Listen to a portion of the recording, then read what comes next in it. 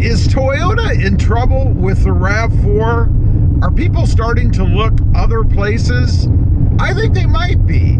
You know, I bought this RAV4 maybe a month or two ago, something like that, because frankly, I like the RAV4. I've had my eyes on one for years, and I finally decided to pull the trigger. And after all, the RAV4 is the #1 mid-size selling SUV.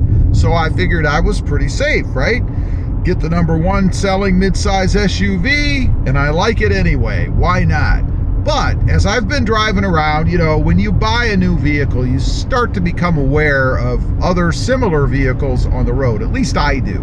So I've been kind of eyeing some of the other mid-size or small SUVs out there, and I have to say, there's some really nice looking, anyway, SUVs out there on the road. Now, the problem with it is they're Kias and they're Hyundais. But man, are they doing a good job with styling and options. You know, they've got all kinds of up-to-date, modern-looking stuff in them. The body style is modern-looking, up-to-date. I have to say, I think some of them, anyway, do look better than the RAV4 does. The only issue, of course, is they're let down by their bad reputation. You know, Kias, and I'm not sure if it's still this way, but there was a big issue with Kias and theft, that they were easy to steal. And they were being stolen in numbers. Obviously, you don't want to buy a new vehicle and then go out to your driveway the next morning and it's gone. So that's a pretty bad rap for Kia. The Hyundais, probably about the same, right? I mean, they're basically the same anyway, aren't they? Are they owned by the same people? I'm not even sure if they are or not. But anyway, they do have a really good looking vehicle. And if they tackle these stolen vehicle problems and some of the other quality issues, whether they're perceived or real. Do you remember when Honda first came out? This is a long time ago. Honda first came out and they were looked at as garbage, as junk, throwaway cars. Of course, we all know that changed. Honda became one of the best quality, if not still one of the best quality vehicles out there. Matter of fact, the Honda CR-V was the #1 best-selling midsize SUV for years, until it was taken away by the RAV4. So there is hope for Kia and Hyundai, and I do think they've been improving over the years. You know, I think it was Hyundai that had, or maybe still has, the 10-year warranty. I mean, that's kind of hard to beat. Now, you know why they had that? They had that because people were so afraid of buying them. So they had to do something to get people to drop the money on them, and they did with that 10-year warranty. I mean, that's pretty good. Who else in the market has ever had that? I think Hyundai was probably the first. I can't think of anybody else. But I think they've definitely improved over the years, and Toyota should be worried, because I think we're at the point now with the RAV4 that it's time for a refresh or a redesign. They've got to do something to bring it a little bit more modern.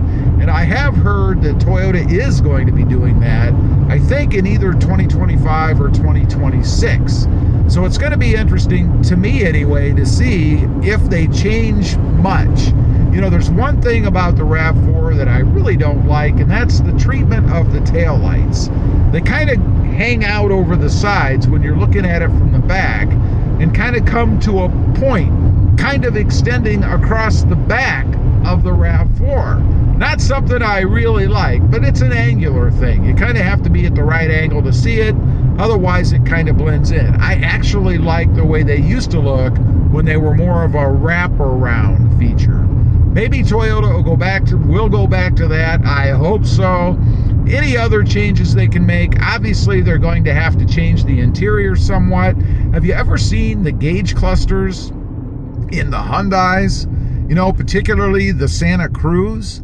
I mean, it's just amazing. It's like you're sitting in a cockpit. Now, if you don't like that thing and you're technology averse, well, then I understand it might not be a thing for you. But I gotta say, the way they have that thing set up in the Santa Cruz and other models that they have is just awesome. It's very futuristic. All kinds of changes that you can make to kind of customize the gauge cluster the way that you want it to be, which is the way it should be, right? I mean, when you're dropping a pretty good amount for these SUVs, Why shouldn't you be able to change it the way that you want when there are other models out there that allow you to do that? As far as the rest of the interior, you know, the seats that are in this, the RAV4, are very comfortable. I don't have any complaints. I can get the right angles and the right lumbar support and all of that to keep me happy. So I think they probably shouldn't do much with that. The materials on the inside, I think they could bling it up a little bit. It needs a little bit more flair, and they'll have to do that to compete with all of the others out there, because that's what they're doing. This floating infotainment system in the center, I really would love to see that more integrated. I think that it kind of draws away from the interior a little bit, because it is a focal point. When you first get in, that's the first thing that grabs your eye, and I don't know that it should be. I'd much rather see an integrated kind of center console cluster area, if you will, a much more modern look, something a little bit more futuristic. I guess I'm more of a futuristic pointing buyer anyway, so for me that would look much better. The rest of the vehicle, the only other thing that I'd really like to see is more color selection. You know, it seems to me that when you go to the lot and you're trying to find something you like, you really have four choices: black, gray, silver, and white, and that's about it. I'd like to see a little bit more flair out there. Will Toyota actually do it?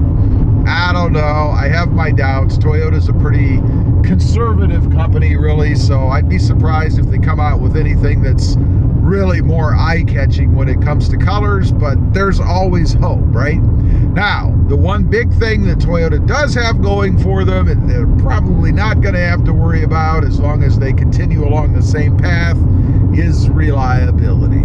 You know, one of the big reasons I stick with Toyota is because of their reliability. You know, these other models or other companies scare me a bit. Although they've not stopped, that's not stopped me, rather, from buying in the past. I did have the Hyundai Santa Cruz. Love that vehicle. It was awesome. But I was always concerned a little bit in the back of my mind that, you know, maybe I'm going to have a problem someday, and maybe I should have gotten something else. Probably part of the reason that I didn't keep it too long. I only had it a couple of 3 months or maybe 6 months, something like that. I don't know. But definitely did love the way they had it set up, all of the more futuristic designs and things that they had in it. So hopefully Toyota goes that way, because if they don't, I think they are going to have a problem. They're going to have issues because people are going to want things, I think, that are a bit more modern looking and up to date than what we get with the current versions of the RAV4 that are out there. Leave a comment, let me know. Are you interested in any of that kind of stuff, or keep it reliable, keep it quality, and you really don't care what it looks like? I'd just be curious to know. Thanks for watching. Stay safe out there. Bye.